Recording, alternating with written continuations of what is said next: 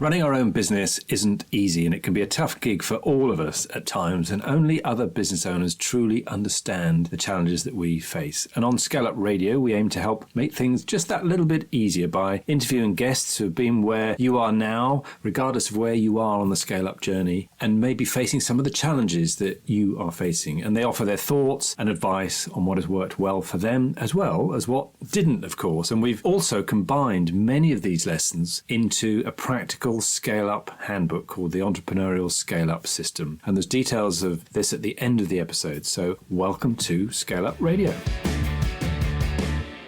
Hello, Jason Hanratty. Welcome to Scale Up Radio. Please introduce yourself to our audience. Thank you very much. My name's Jason, and I am the owner and founder of Roll Me Up, which is a luxury ice cream roll company that caters for exhibitions, events, brand activations, weddings, and private parties. Luxury roll-up ice creams. Please tell us more. That's exciting. Yeah. So the concept basically is a frozen pan. So it's basically the opposite of a grill or a salamander. But this, instead of heating things up, it actually freezes. So when we pour liquid ice cream onto the pan, we're actually making whatever flavor ice cream you want. So it's quite a bespoke product. So if anybody wants, say, for example, an Oreo and Nutella, we get an Oreo, we get a dollop of Nutella and pour the liquid ice cream, and we chop it and churn it as if we're like a mixer. So we're making the ice cream really nice and creamy, and then it starts to get thickened up, and then we spread it flat like a pancake, and then we carefully roll them up into beautiful rolls. It's quite a mesmerizing product, actually.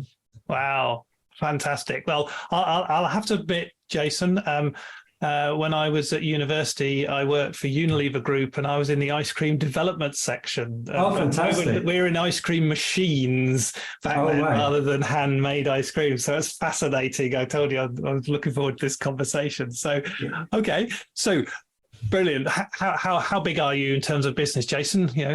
We're basically a small family company. It's myself and my wife. We're the main goers in the company, and sometimes we get our son involved, and we reach out to other people that we know, friends who could probably do the odd event here and there. We kind of do about 40 to 50 events a year, all over the UK, and that can range from 100 people up to 2,000 people. Wow. And so where are you based? We're based in Cirencester, but most of our clients are in London, in Manchester, in Birmingham, in Cambridge. So we're going all over the place, all the time, and getting home at 4 o'clock in the morning sometimes. So we kind of like, most of our clients are not local, so we are actually going into the centre of London and all over.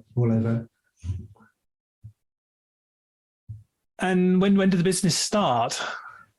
We started in 2018 during the actual heat wave. Actually, we'll probably go into my journey, but it was a perfect time to start a business, especially for what we do.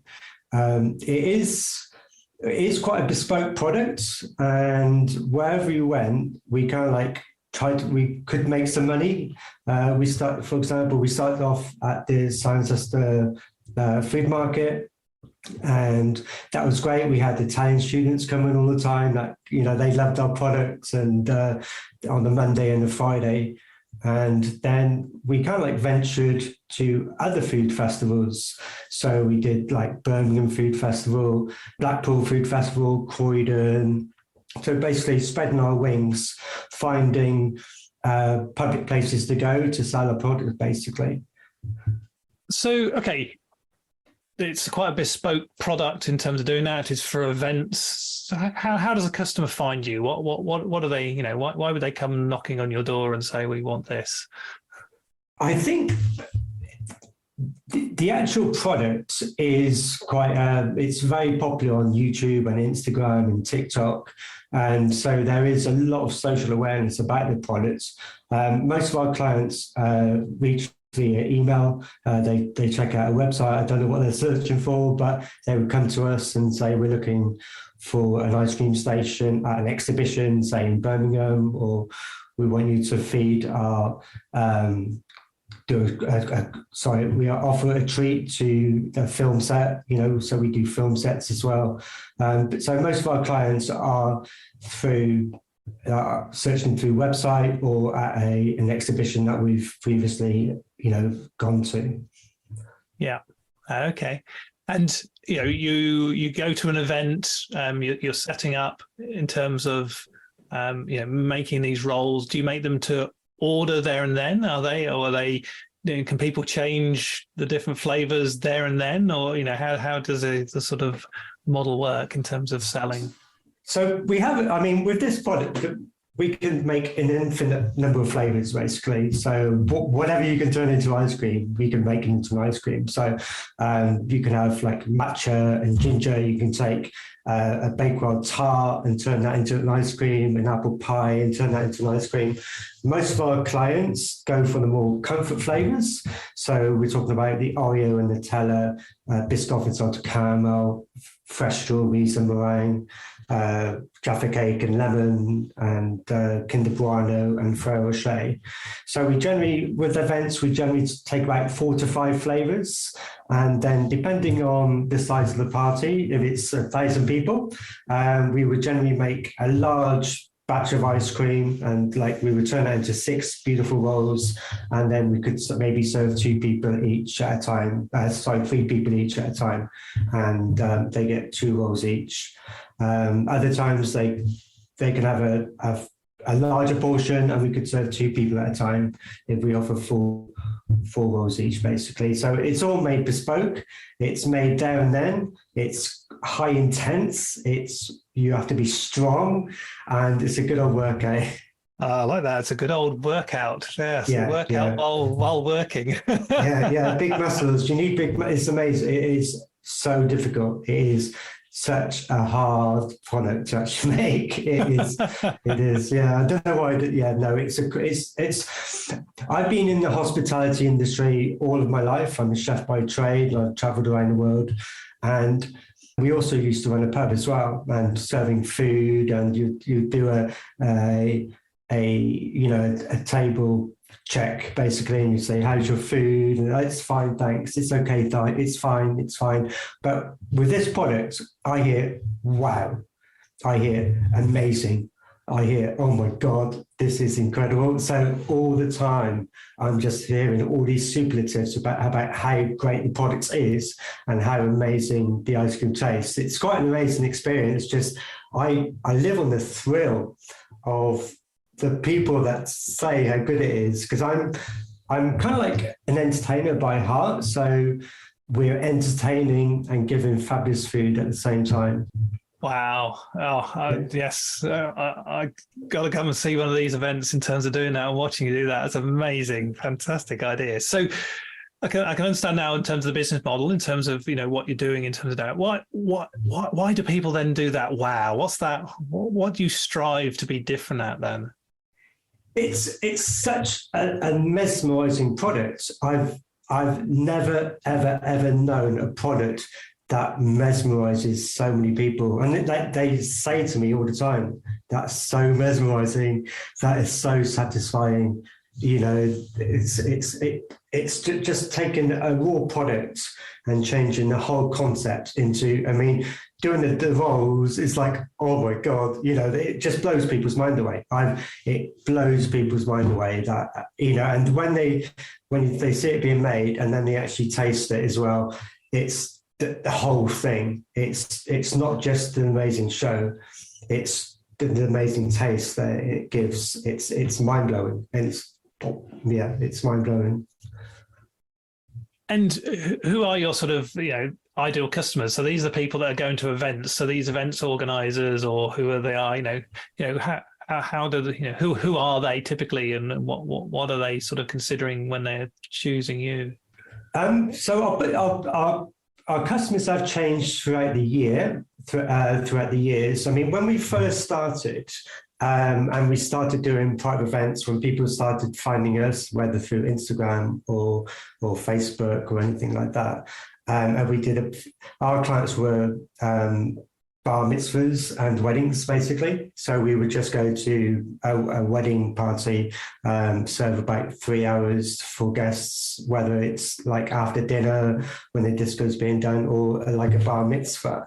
Now we've changed, and then we went through COVID, and during COVID, our business model changed. Although we weren't officially going, we could do certain clients. We started doing a lot of film sets, basically. So, I mean, we were in Southampton, and I just gave my brother a stem cell. I was a stem cell donor, and I had a phone call from a concierge and saying, we need you to go to York to serve ice cream. And it was our first gig of the year. It was during COVID as well. We could do some events, but things that were happening we could do, but no weddings or anything like that. And so I was in Southampton and said, right, we want you to go up tomorrow. And it's like, oh my God, we haven't got anything. We haven't got anything with us. Like, we were in Southampton, it's our first gig, and so we couldn't do it. Then the next day they contacted us again and said, look, we need you to go to York to do a film set. And it was like, okay, oh my God, okay, let's do it. And we had to arrive at like 7 o'clock in the morning to do all the PCR tests, and we had nothing. So I had to go from our base in Cirencester to go to Stroud to get the ice cream, to go to Gloucester to get the screens for protection. We had to go to Swindon to get our stock, and we had no van as well. And so we had to do all these things to arrive at 7 o'clock in the morning. And so we got everything done all over the place in a few hours, because then we confirmed like at 2 o'clock in the afternoon. That's what film sets are like. And it's like do. Anyway, we got to York, arrived, we left our home at 2 o'clock, and we were on the film set for Mission Impossible with Tom Cruise when he was doing his train stunt. So we served Tom Cruise and Hayley Atwell and all the stars and the production company of Mission Impossible.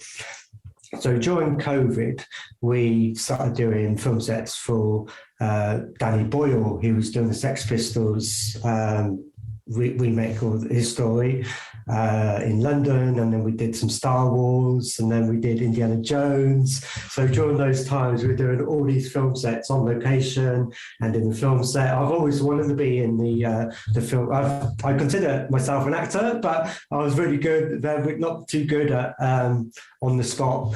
But yeah, so we're behind the scenes of all these amazing film sets being done.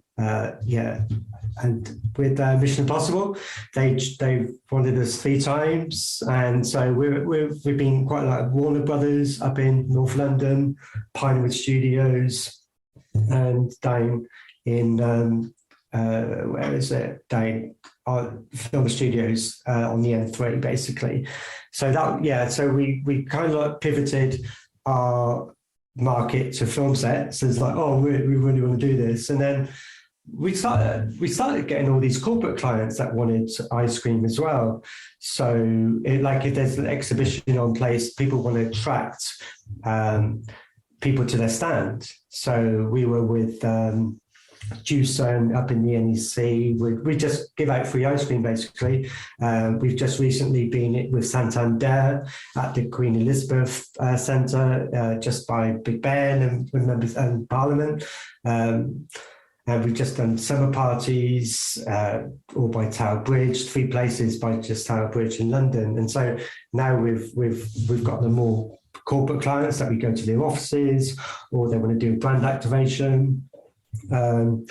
Superdry, they loved us, and we were, I think, 8 or 10 times in Oxford Street, just giving out ice creams to all the customers that wanted they wanted to improve the customer experience, and then we were just giving ice cream out to them And yeah, Oxford Street, we headlined at Christmas time and all throughout the summer.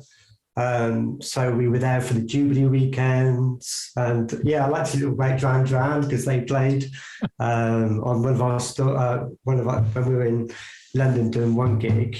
Found out that Duran Duran were playing at Buckingham Palace. And then on the way after work at Superdry, I said to Roy, let's go to see Duran Duran. Let's go and see Duran Duran. Okay. Then we left, and I said to Roy's my wife, and she's my partner. And I said, wouldn't it be amazing? Wouldn't it be amazing if actually a lot of our ice cream flavors come from Duran Duran songs as well. I'm a big Duran Duran fan. So, say for example, Oreo and Nutella, we call that notorious.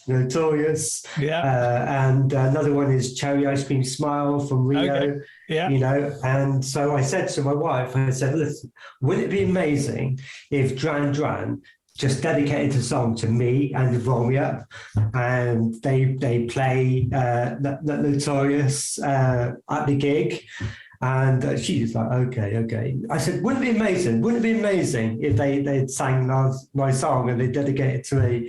Anyway, we got there, and not only did Duran Duran play Notorious, they actually headlined it. So it was the first song that they sang during the Jubilee weekend in London. I was like, oh my God, this is amazing. You know what I mean? When you wish for something and it comes true, and although it's all like, you know, yeah, it's quite amazing. So Brilliant. Oh, that's just awesome. I love that journey, you know, all through COVID and the change in terms of that. So it's a unique product, yeah, in terms of the way you talk about it. You know, is it only you? Do other people make it? Is it, you know, what's the? I mean, there are other people that do it. I personally think we're the best for quality in the UK. There are others. I mean, for example, Pan and Ice, they're the leading brand. I mean, they've got really good marketers. They're in with the big guys they're on Instagram. They market their product really, really, really well. And I'm not so good at marketing, and I would love to take it obviously to the next level, but we're just more relaxed about it. I mean, we do get photographed all the time wherever we go. People are photographing it. We do grab big crowds and things, but there are. I don't look at the competition either. I like to focus on myself. I would have the odd look, but there are quite a few companies that do it. I'm not too sure how many there are. Yeah. But I don't know exactly. I think if the product was easy, you would probably find a lot more people doing it. It is a hard graft. It is a hard graft work, and it's a big difference from going chop, you know, non-stop for 3 hours, and you do use force. So it is like going in boxing ring in a way. Than if you're like just getting a scoop of ice cream and put it on the wafer or a cone, yeah, or even a squirty ice cream. So it's a very theatrical experience, yeah, but it is hard work. And if it was easier, I think you'll probably see a lot more people doing it. Okay. Yeah, it's a graft. So, wow, amazing, fantastic product, or a fantastic journey in terms of that yeah, changes the gun to film sets. So you've been lovely name dropping there, you know, very jealous. So where did it come from? Tell me your journey. Why did this appear in terms of your life, and, you know, and then after 2018, how did you get on? Yeah. Okay. So, I love bringing new ideas. I mean, I've traveled around the world, I've worked around the world, and I always used to come back with good ideas. I mean, the first time I was in Italy when I was 15 or 16, I brought back a coffee beans and little espresso cups and the top of espresso thing, and when we used to go to Thailand, we used to bring back loads of food, bring back curry paste and herbs and spices, and loads of things, so I liked, and when I used to run a pub, and we ran the Greyhound in Cirencester for about 7 or 8 years. Towards the end, I organised a massive music festival there. I'm quite creative when it came to the menu with the desserts and things happening at the pub. So I created this massive music festival, had everything, full on for a small village pub. And towards the end, it was just coming towards the end. I had a bit of a breakdown and burnout basically. So we quit the pub, and for the next 3 or 4 years, I had no idea what to do with my life. I could lay in bed, and going back 8-10 years ago, and I saw no future whatsoever. And honest to God, there was no future. I think, oh my God, I can't believe I'm going to live the rest of my life like this. I was in an awful state. I saw no light at the end of the tunnel. And eventually I started to improve. I got a few jobs, but I just couldn't click. I've always wanted to do my own thing. I have total power of the creativity, the way it was going, I had to do something for myself.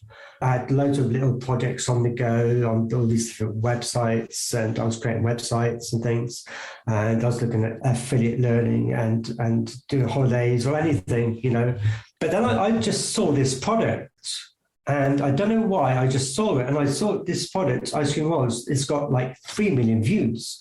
This product has got 3 million views and I think, wow, that's incredible. And people love watching it. So I went from, so originally I was going to get these ice cream pans and just make ice cream for videos, basically. That's what I was going to do, just make videos and just video after video and try and build up a YouTube channel and things like that. But we ordered these 2 big machines from China, actually, and they came by ship.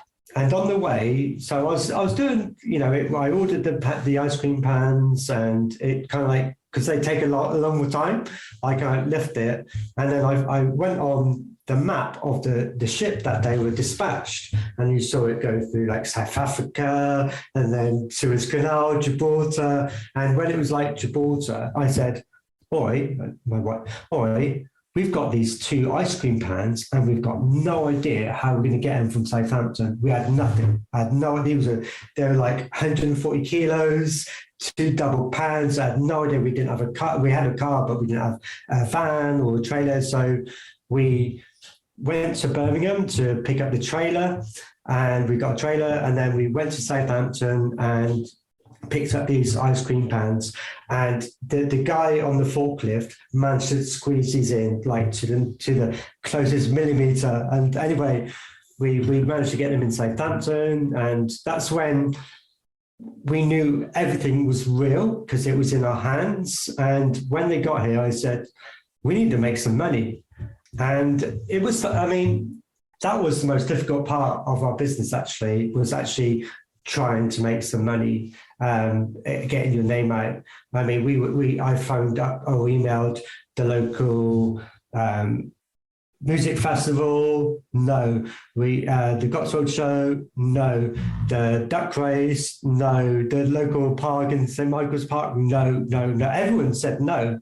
With ice cream, it can be quite lucrative if you've got a machine, and so a lot of tender goes out to ice cream as a package. So we'll get a big ice cream company that would take up the whole package or the whole tender. So it was very difficult to get on, do private events or public events. That wasn't under control of the council. So yeah, everyone said no. So our first ever gig was a family fun fair at the local in the nearby village. and then on, we just managed to get onto the county council and start doing the food fairs. And then we went on a different market company, and now it's spread on to Birmingham and Manchester. But going from everyone saying no, no, no, a bit like how the Harry Potter journalist, when she was first given her scripts to the publishers, they kept on saying no. And so I found that, but then eventually it was like I had Superjoy and Aston Martin emailing me to work for them, to serve ice cream till they got, when you get a big company, and Tom Cruise, when they come up to me and saying, we want you. I mean, at the moment, I'm speaking to massive creative digital agencies, marketing agencies in London for next week. And these are people that want me and our product to serve them. And we've done some amazing events across the UK, just by them finding it. So it was a slow start, but yeah. Wow, what a fantastic journey in terms of that. I mean, yeah, that's brilliant, and just keeping going and getting through to that. So let's talk a bit more about the business a bit more in terms of that journey. So how do you keep on top of cash? Because cash is so important, especially in those early days, in terms of trying to get those early gigs and those early things. What's your tricks? What do you do? We don't have a loan. I've always believed in I can only afford as much as I've got, basically. So I am quite tight on that. So we don't do cash. We've stopped doing cash, I think, 5 years ago. And so we just cater for private events that pay us to go there, basically. So what happened the first year? So everywhere we went to make money, it was fantastic because the weather was so good. That was 2018, and then in 2019, the weather went crazy. It was like one day it was hot, and next day it was rain. Next week it was raining, and it was kind of like all over the place. So we had to pivot the business away, because obviously it is a big risk. I don't like to take risks too much because obviously. Yeah, so before, I mean, me and I used to go to Croydon, and we would just sleep in the van, overnight, and just the next day, because normally these would be 2-day events and things. And where we went, it was okay to take cash. It's quite, you can't take a lot, as in depending on the weather, because it's quite a bespoke product. Every time you lose time, as the day goes, you're losing money, if you know what I mean? Because we can only make about 20 an hour or 30 an hour. We can only serve for £1. So if there's no customers from 2 till 3, we've only got, say, 4 till 7 to make some money, So we had to pivot away from public events where you're taking more of a risk and you don't know what you'll take. And there would be a lot of overheads, like if you wanted to be popular, you need to employ staff as well. So the most we've taken was 3 out in Coventry for public events. We also did the Gatcombe Park. We were very successful at Gatcombe Park. We had £3. So those were our key events that we would make a risk. But from then on, we couldn't. We try like, if we've got enough money for this, we can invest in this and invest in this. So it's kind of like taking one step at a time, rather than having £30,000 investment, 100,000, and get all this done and then do it that. So it's kind of like pay as you go at the moment. Right. And so you've made those strategic decisions over time. You've called it a pivot a few times in terms of doing that. So how did you go about thinking about that? I think I saw, like, on Instagram, and with the social media presence that it had, I mean, when I first started out, I thought it was weddings and bar mitzvahs. And then it was like, film sets need ice cream, luxury yachts need ice cream, exhibitions need ice cream, summer parties need ice cream. So it's finally like really getting to our key customers. I mean, we do a big show in London, our potential clients. So we kind of like, to make it big, we needed to step into London. So we started doing quite a few conference shows in London where we can reach out to a different type of client who want to use our products for different methods of, not just a treat, but use it as an advertising campaign, a marketing campaign, and things like that, rather than just feeding the staff. It's like we want to showcase our products. We want to increase footfall. We want to, we want to become more established. I mean, when we go to an exhibition, say for example, we were at the Queen Elizabeth Centre in London, people talk about our product. So when we go, like for Santander, the second day, everybody was talking about Santander, where they can get the best ice cream. That's true, and so when we go, people talk about it. And so it gains a lot of traction. It can increase brand awareness and things. So, and I guess then you're moving from a cash transaction to just a fixed price transaction. So your revenue, what your costs are. So actually, it's a much more known service for you in terms of your cash flow, isn't it? Yeah. So obviously, most of our events are in London. So with a lot of costs are travel. So we don't have a van, so we're renting a van. Obviously, paying petrol, and so when we do an event in London, we're like leaving at 8 o'clock in the morning and getting back at 8 o'clock at night or 12 o'clock at night. So although we're maybe serving, say for a private party or private event, we could only be serving, say, for 3 hours. Our whole day would be 12 hours by transport, by getting there, by setting up, serving the ice cream, and then finishing, and then getting back home. So generally we charge an hourly rate, basically, with unlimited ice creams, and then any branding stuff done, any travel costs done, and things like that. So we have a minimum of 3 hours, so that can justify the staff costs. And obviously, because it's 12 hours and 2 to 3 people that go in there, it does cost a lot of money actually to do events in London. Or most of our events or our work is not local, so we do travel. We've looked at maybe setting up in London, but you've got to look at cheap rent, what we get at the moment. So it is a balancing act about where we can, having our base here or going to London where we could. Our customers are there all the time, and it's not a 12-hour, road trip to do events and things. Yeah, I can definitely see that. And so, what you've pivoted into more events and film studios and those sort of opportunities. Now, what marketing is working for you then? Because is that still really good on social media, etc., or do you do other things now as well?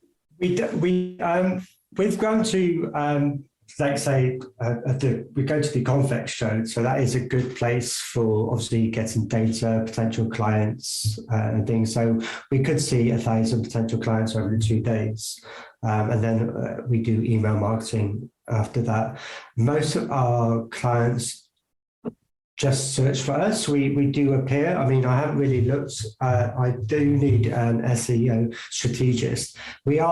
People are just emailing us, and it's just networking as well that we do, and then obviously word of mouth. Most of our clients. So we don't have a massive social media presence. If you look at Instagram and LinkedIn and Facebook.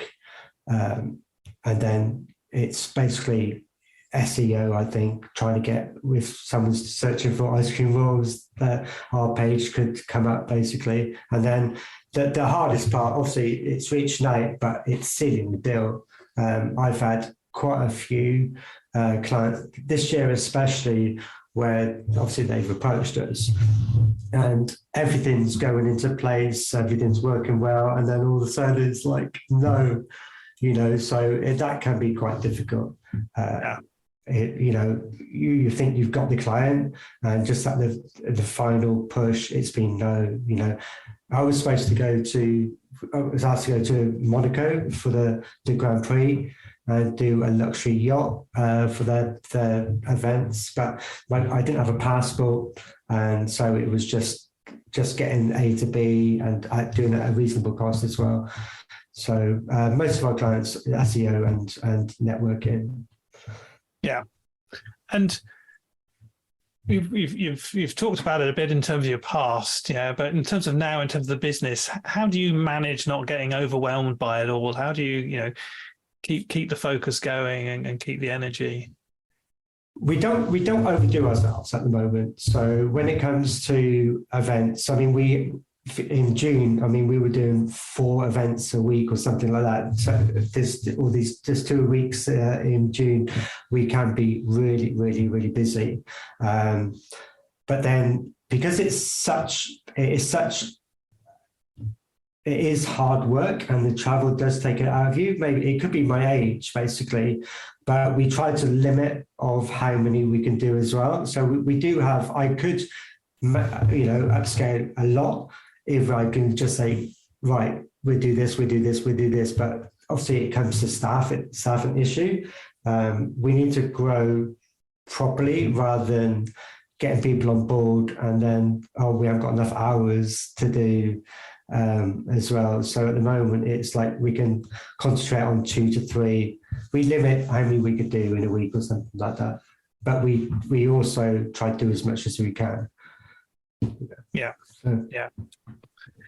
So if thinking about the the industry in terms of doing that, if I was to give you a magic wand, what drives you crazy that you would change with that magic wand?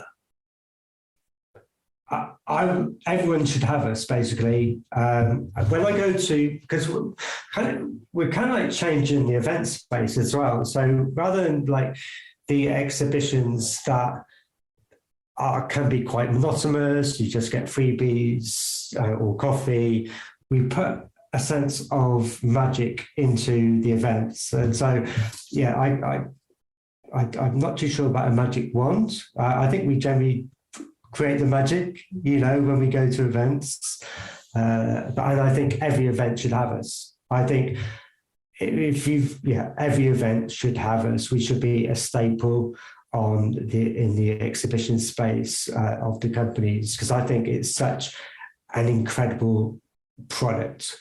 Just like you have, a bespoke barman that would create you your special cocktail, we could create your special ice cream as well.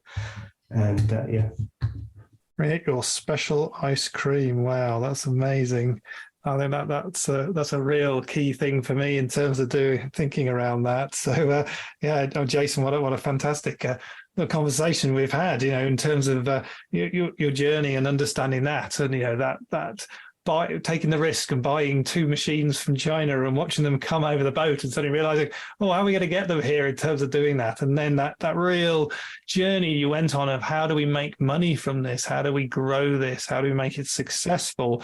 And to some degree, maybe COVID has helped you there in terms of that pivot that had to take place and that opportunity that came along to go into film sets and then moving into the corporate activities. And yes, I loved all those fantastic name drops you did in there. And I ask our audience to go back and listen to those. Wow, that was amazing. What a fantastic place to go. But that real passion you have of making that unique ice cream, that's something special that stands out for your clients when they are doing their corporate event, when they are doing their structured and showing off to the world, this is who we are. There's you standing beside them, making something special for them to really stand out in terms of doing that. And I can see how you have that passion of taking a risk.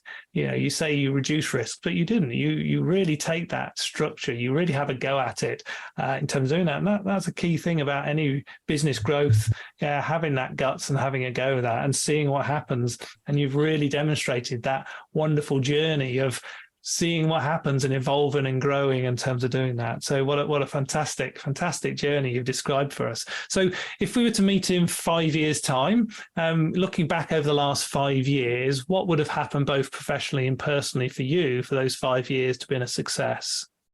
I think we're going to break the international market. We have been approached by quite a few large companies. I mean, in the year of COVID, actually, we were asked by Ted Baker to go to Germany, France, and Spain to do ice cream in their large stores. We were also approached to do 4 big music festivals that year, but obviously COVID changed a lot. I've inquired to go to Miami to do an exhibition there, a luxury yacht in Monaco, been asked to go there, Barcelona, Switzerland. We haven't made it, but I think we're going to break into the international market, whether it's in America or south of France, Spain. I think we're going to be going international, I think, for what we can do. Wow. And in terms of the business, in terms of, what's your thought in terms of, so that's the marketplaces, opportunities, what's the business going to be like? Well, hopefully we won't just be me, my wife and my son there. I would love to have a big unit. So, I think the exhibition space is massive with exhibitions going around the world. So just like people have baristas on their exhibitions, they'll be doing ice cream rolls at their exhibitions. So the conference and exhibition space is really where I am tapping into, and obviously that could lead to the international markets as well. And so I can have a network of ice cream rollers that could say, okay, I need you to go up to Birmingham to do a corporate exhibition for 2 days. I need you to go to London for 3 days. I need you to go up to Newcastle for 2 days. And so it would be having a network of ice cream rollers. So we can do 2 at a time. For example, we were in Birmingham, the NEC, and my son was with a company in central London doing a different type of conference. We've done 2. I'd love to do 3 and 4, but I do need to take a big look at it and get on the marketing side of it, get on so we can obviously get more income and then obviously employ more staff and things. And obviously looking for staff that want a unique experience, because wherever we go, it's like, wow, we're cooking, we're making ice cream rolls on the 35th floor in central London, or up in Manchester, 20th floor, or we got the backdrop of the Tower of London there and Tower Bridge there, and we got Big Ben just over there. So we'd like to attract people that would like experiences, because that's what life is all about, is experiences. Well, Jason, thank you very much. We always finish off with a quick fire round. So if I may, if you go back to your younger self, what advice would you give yourself? Travel. I was lucky enough to travel when I was young. It gives you a great insight in life, experiences, and then come back and do what you want to do. Yeah, I'd say travel. Yeah, I would not change anything that has happened to me. I think I've lived apart from the drop in, say, the 3 to 4 years where I thought I had no future, going from there to making ice cream for Tom Cruise is like, wow, it's off the scale. You know what I mean? So brilliant. Yeah. And any books you recommend to our audience? To be honest with you, I'm not a good reader. I used to read when I was traveling, but they would always be just fiction, Stephen King and not Sir Arthur Conan Doyle. I'm not good. I kind of like read things on the internet rather than a book. My attention span isn't that great. And I mean, I've got the nudge theory at home, but I don't really look into books or how to be a millionaire or something like that. The millionaire mindset, Any podcast you listen to? Do you recommend? I haven't really been listening to podcasts. When I was going through my not my mental, but my mindset, I did have to change my mindset to going from nothing to something. So I used to listen to London Real a lot back in the day, and I think they were really good, amazing podcasts they had, all about becoming the real you, and they had entrepreneurs on and people who, Army SEALs on, so I would recommend London Real. That did me well, actually. Brilliant. Onto your phone, are there any apps that make a difference for you? At the moment, I've just put on, I use QuickBooks. I've just put on booking.com and Skyscanner because we are like getting hotels all the time now. So we're off to London next week and the week after. Again, I don't use a lot of apps either. I'm trying to minimize it. I have Instagram, but my life was full of clutter before. And I was trying to do everything, explode. My head exploded because I just want to do everything. So I'm trying to minimize my everything that I've got going as much as possible. Brilliant. My favorite question of all: who's had the most influence on you as a business leader? Okay, there was probably, looking back, obviously I used to work for Richard Branson when he had his nightclubs. So I do like his mindset, but I haven't really looked into it. Personally, my boss in Greece, I would say, he went from selling melons on the beach to creating 3 massive bars in Kos and now got a beach restaurant. His determination, and he wouldn't back down. He was amazing. I would look up to him. And he's gave his business to his family now, his children. He's got them. And my boss from the pub, my big boss from the pub, he was Rupert Bagnall. He came in from a big brewery. We didn't see eye to eye. He was very, I would say, OCD. I would say I'm more scattered. I was like, had ideas and all over the place. He would take me aside and say, look, focus, And sadly, I didn't listen to him as much as I should have done. Because he could just think so clearly all the time, and he knew exactly what was what. And I look up to Rupert, and he was someone that I look up to, although I didn't listen to him. I should have done. Yeah. Brilliant. Thank you very much, Jason. What a fantastic conversation. Finally, how can people get hold of you? Okay, so we are www.rollmeup.co.uk. That's our main website. We're on Instagram as well, rollmeup.uk.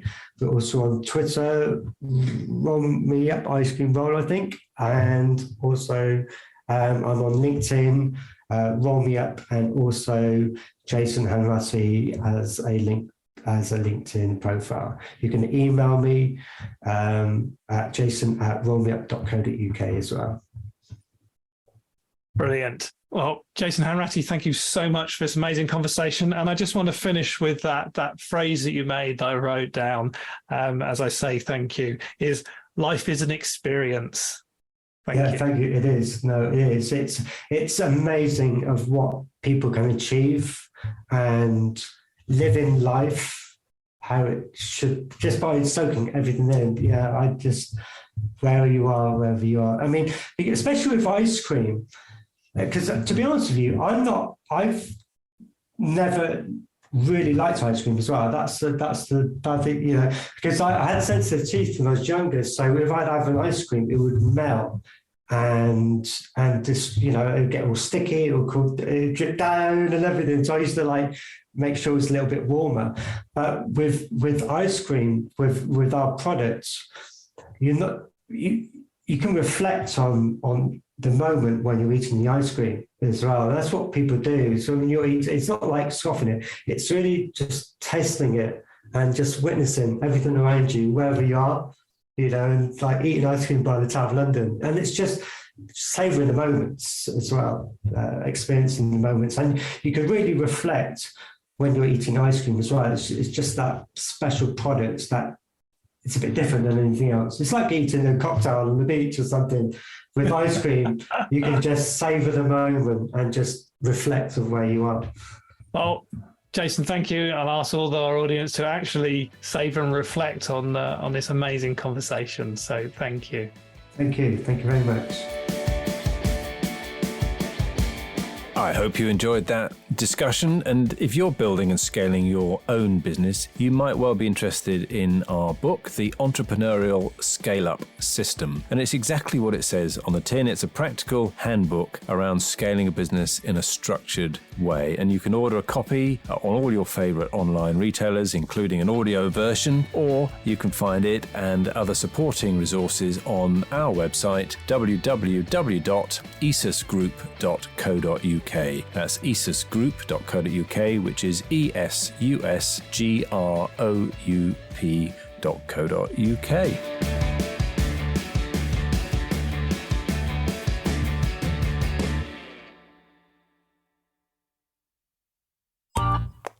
This has been a Monkey Pants Productions podcast.